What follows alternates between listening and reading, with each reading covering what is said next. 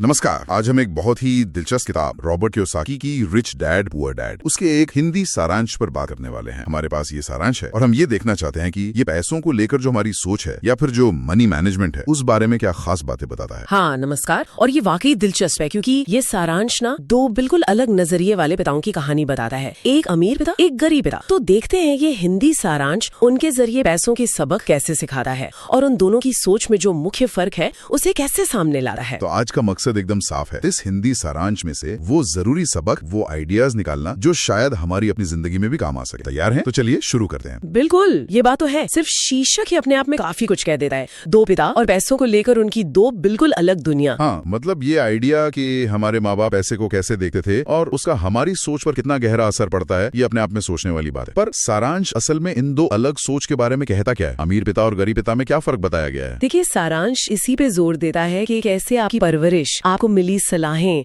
आपकी पैसों की समझ और आपके भविष्य को मतलब पूरी तरह से बदल सकती हैं। जैसे सारांश ये साफ दिखाता है कि जो अमीर पिता थे उनका फोकस संपत्ति बनाने पर था, एसेट्स जिन्हें कहते हैं। संपत्ति मतलब वो चीजें जो आपकी जेब में पैसा डालें, भले आप काम न भी कर रहे हों, जैसे किराए पर दी हुई प्रॉपर्टी या किसी बिजनेस में आपकी हिस्सेदारी। वो मानते थे कि पैसे से और पैसा बनाना है, उनका सारा ध्यान इसी पर था। अच्छा, तो अमीर पिता का फोकस था संपत्ति बनाने पर और गरीब पिता, सारांश उनके बारे में क्या कहता है? उनकी सोच कैसी थी? सारांश के मुताबिक गरीब पिता, जो असल में लेखक के अपने पिता थे और काफी पढ़े लिखे भी थे, उनकी सोच थोड़ी पारंपरिक थी।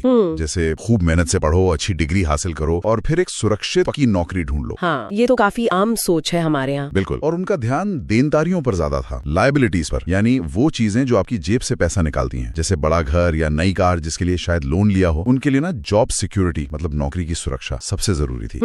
ये संपत्ति और देनदारी का फर्क, ये बहुत दिलचस्प है। क्या सारांश इसे थोड़ा और खोलकर समझाता है? क्योंकि अक्सर लोग मतलब अपने घर को ही अपनी सबसे बड़ी संपत्ति मानते हैं। हाँ, और सारांश इसी आम धारणा को चैलेंज करता है। वो समझाता है कि संपत्ति सिर्फ वो है जो आपके लिए कमाई करे, पैसा लाए, और देनदारी वो है जिसके रखरखाव में या किस्तें चुकाने में आपका पैसा लगातार खर्च होता रहे। अच्छा, अगर आपका घर आपको किराया कमा कर दे रहा है तब तो वो संपत्ति है।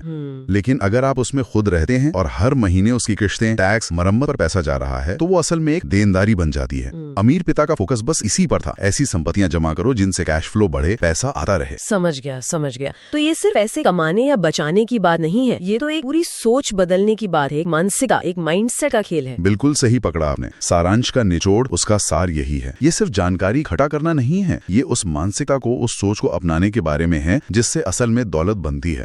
जैसे अमीर पिता की मानसिकता थी, ये पैसा मेरे लिए कैसे काम कर सकता है। वो हमेशा मौके ढूंढते थे।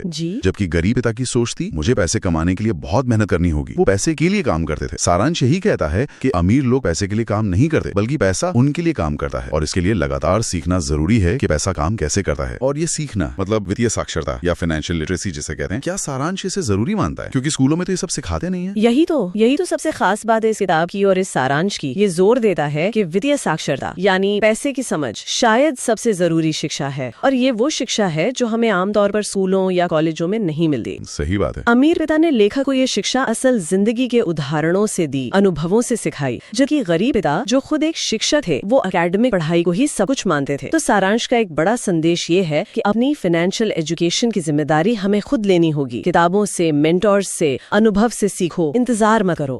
तो अगर हम इस पूरी बातचीत को देखें, इस सारांश के मुख्य बिंदु क्या निकल कर आते हैं, मतलब एकदम निचोड़ क्या है? मेरे हिसाब से तीन मुख्य बातें हैं। पहला, संपत्ति और देनदारी के बीच का फर्क समझना बहुत जरूरी है और फोकस संपत्ति बनाने पर होना चाहिए। दूसरा, मानसिकता, सोच बदलनी होगी, पैसे के लिए काम करने के बजाय पैसे को अपने लिए काम पर लगाना सीखना होगा। और तीसरा और शायद सबसे अहम, वित्तीय साक्षरता की अहमियत को पहचानना और उसे खुद हासिल करने की जिम्मेदारी लेना, स्कूल के भरोसे नहीं बैठना। ये तो एकदम साफ हो गया, पर एक सवाल फिर भी मन में आ रहा है। हाँ, पूछिए ना। क्या सिर्फ ये बातें जान लेना, ये कॉन्सेप्ट समझ लेना काफी है, या असली बदलाव तब आता है जब हम अपनी सोच को, अपनी आदतों को वाकई बदलते हैं, जैसे अमीर पिता ने सिखाया? ये सारांश कहीं ना कहीं हमें इसी सवाल पर छोड़ देता है ना? बिल्कुल, ये बहुत जरूरी सवाल उठाया आपने। देखिए, ज्ञान होना पहला कदम है बेशक, पर उसे अमल में लाना और अपनी सोच को वाकई बदलना, असली चुनौती तो वही है। सही कहा। और जाते जाते शायद एक और बात सोचने के लिए छोड़ जाते हैं हम सब। जब हम अपने पैसों से जुड़ा कोई भी फैसला लेते हैं तो क्या हम ये पहचान पाते हैं कि हमारे अंदर से कौन सी आवाज आ रही है? क्या वो अमीर पिता वाली आवाज है जो मौके और ग्रोथ देख रही है, या फिर वो गरीब पिता वाली आवाज है जो डर और सुरक्षा पर ज्यादा ध्यान दे रही है? और हम इन दोनों ही आवाजों से क्या सीख सकते हैं अपने लिए?